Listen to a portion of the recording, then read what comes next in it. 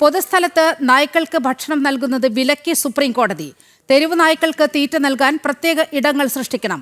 നായ്ക്കളെ പിടികൂടി വന്ധ്യംകരണത്തിനും പ്രതിരോധ കുത്തിവയ്പ്പിനും ശേഷം തുറന്നുവിടണമെന്നും കോടതിയുടെ നിർദ്ദേശം. അതേസമയം തെരുവ് നായ പ്രശ്നം സുപ്രീം കോടതി രാജ്യവ്യാപകമായി പരിഗണിക്കും. എല്ലാ ഹൈക്കോടതികളിലെയും കേസുകൾ സുപ്രീം കോടതി പരിഗണിക്കും. വിവരങ്ങളുമായി എസ് നന്ദഗോപൻ ചേരുകയാണ്. നന്ദൻ, വളരെ പ്രധാനപ്പെട്ട ഒരു ഇടപെടലാണ് സുപ്രീം കോടതിയുടെ ഭാഗത്തു നിന്നും ഉണ്ടായിരിക്കുന്നത്. ഡൽഹി ഗവൺമെന്റിന്റെ ഭാഗത്തു നിന്നും ഉണ്ടായ ഒരു ചുവടുവയ്പ്പാണ് ഇത്തരത്തിൽ ഒരു ദേശീയ നയം രൂപീകരിക്കുന്നതിലേക്ക് സുപ്രീം കോടതിയെ നയിച്ചിരിക്കുന്നത്. വിവരങ്ങൾ.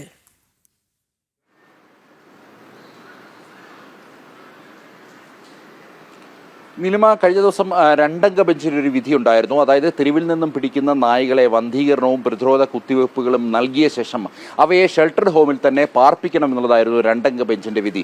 എന്നാൽ ഈ വിധി സ്റ്റേ ചെയ്യുവാൻ വേണ്ടി മൂന്നംഗ ബെഞ്ച് തയ്യാറായില്ല. എന്നാൽ തന്നെയും ചില ഭേദഗതികൾ ഇതിൽ വരുത്തി എന്നുള്ളതാണ്.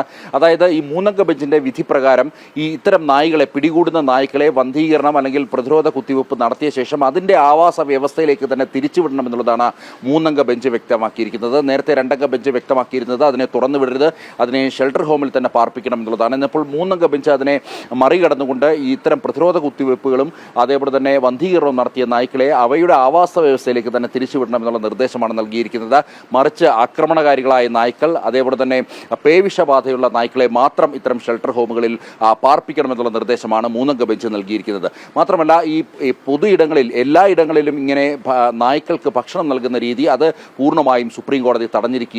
മറിച്ച് MCDയോട്, അതായത് ഡൽഹി മെട്രോ കോർപ്പറേഷനോട് ഇതിന് ഒരു പൊതുസ്ഥലം, ഇത് കൃത്യമായൊരു സ്ഥലം, ഒരു ഏരിയ കണ്ടെത്തി അവിടെ മാത്രം ഭക്ഷണം നൽകുന്ന രീതിയിലേക്ക് മാറ്റുക എന്നുള്ള നിർദ്ദേശമാണ് നൽകിയിരിക്കുന്നത്. ഒപ്പം തന്നെ കോടതി വ്യക്തമാക്കിയിരിക്കുന്നത് ഈ നായ്ക്കളെ പിടികൂടാൻ ചെല്ലുമ്പോൾ അതിനെ തടയുവാൻ വേണ്ടി നാട്ടുകാരോ മൃഗസ്നേഹികളോ ശ്രമിക്കരുത് എന്നുള്ള കർശനമായ നിർദ്ദേശവും ഇപ്പോൾ മൂന്നംഗ ബെഞ്ച് നൽകിയിരിക്കുകയാണ്. മാത്രമല്ല വിവിധ സംസ്ഥാനങ്ങളിൽ ഈ തെരുവ് നായകളുമായി ബന്ധപ്പെട്ട കേസുകൾ നിൽക്കുന്നുണ്ട്. മദ്രാസ് ഹൈക്കോടതിയിൽ നിൽക്കുന്നുണ്ട്, അതേപോലെ തന്നെ രാജസ്ഥാൻ ഹൈക്കോടതിയിൽ നിൽക്കുന്നുണ്ട്. ഇങ്ങനെ വിവിധ സംസ്ഥാനങ്ങളിലെ ഹൈക്കോടതികളിൽ നിൽക്കുന്ന ഈ തെരുവ് നായകളുമായി ബന്ധപ്പെട്ട കേസ് സുപ്രീം കോടതി പരിഗണിക്കുമെന്നുള്ളതാണ് കോടതി വ്യക്തമാക്കിയിരിക്കുന്നത്. അതായത് ഈ തെരുവ് നായ വിഷയത്തിൽ ദേശീയ തലത്തിലൊരു നയരൂപീകരണത്തിലേക്ക് സുപ്രീം കോടതി കടന്നു എന്ന് വേണം വിലയിരുത്താൻ. ഏതായാലും സുപ്രീം കോടതിയുടെ ഭാഗത്തുനിന്നും കർശനമായൊരു നിർദ്ദേശം, അതായത് തെരുവ് നായ്ക്കൾക്ക് എല്ലായിടങ്ങളിലും ഭക്ഷണം നൽകരുത്, മറിച്ച് കൃത്യമായൊരു ഏരിയ കണ്ടുപിടിച്ച് അവിടെ മാത്രം ഭക്ഷണം നൽകുക. ഒപ്പം തന്നെ തെരുവിൽ നിന്ന് പിടിക്കുന്ന നായ്കളെ വന്ധീകരണവും അതേപോലെ തന്നെ പ്രതിരോധ കുത്തിവയ്പ്പ് നൽകി തിരിച്ച് അവയുടെ ആവാസ വ്യവസ്ഥയിലേക്ക് തന്നെ തിരികെ വിടുക എന്നുള്ള രണ്ട് വളരെ സുപ്രധാനമായ തീരുമാനങ്ങളാണ് ഇപ്പോൾ സുപ്രീം കോടതിയുടെ ഭാഗത്തു നിന്നും ഉണ്ടായിരിക്കുന്നത്. തെരുവുനായ വിഷയത്തിൽ വലിയ ഇടപെടൽ സുപ്രീം കോടതിയുടെ ഭാഗത്തു നിന്നും ഉണ്ടായിരിക്കുകയാണ്. ദേശീയ നയം തന്നെ രൂപീകരിക്കണം എന്ന നിർദ്ദേശം സുപ്രീം കോടതി മുന്നോട്ട് വെച്ചിരിക്കുകയാണ്.